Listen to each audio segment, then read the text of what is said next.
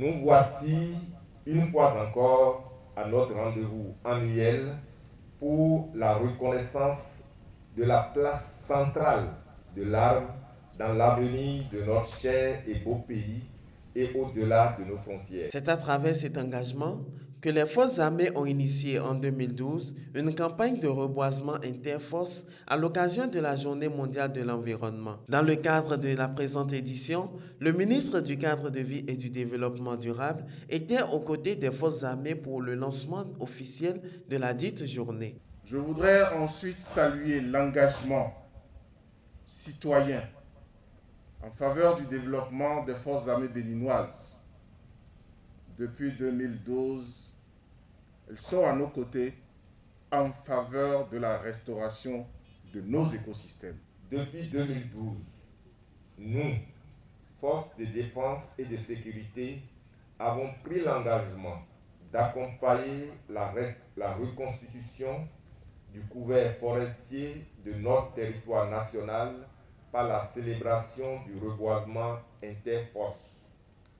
Cette initiative vise à marquer l'engagement des forces militaires et paramilitaires dans la lutte pour la protection de l'environnement. Ce lancement a eu lieu dans les périmètres de la base navale de Cotonou.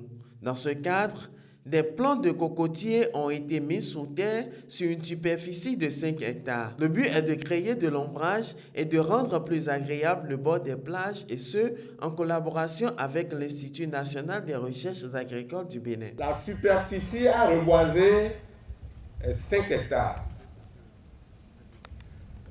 Les pokés sont faits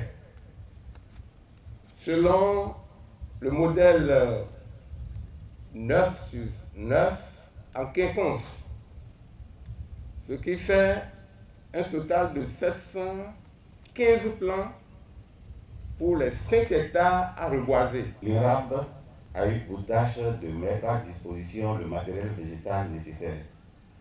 Ce matériel est constitué de 510 000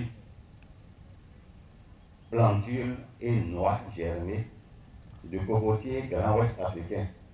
C'est ce cocotier que nous connaissons de taille grande. Pour cette journée, la principale lutte se remarque dans le sens de la protection de la côte. Le ministre, dans son message, a souligné l'importance de cette lutte contre l'érosion côtière. Nous avons démarré par la protection de la côte.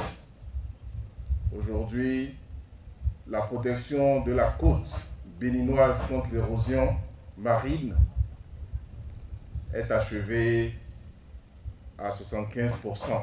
Il reste le segment 3, celui que nous partageons avec la République du Togo, qui va démarrer bientôt.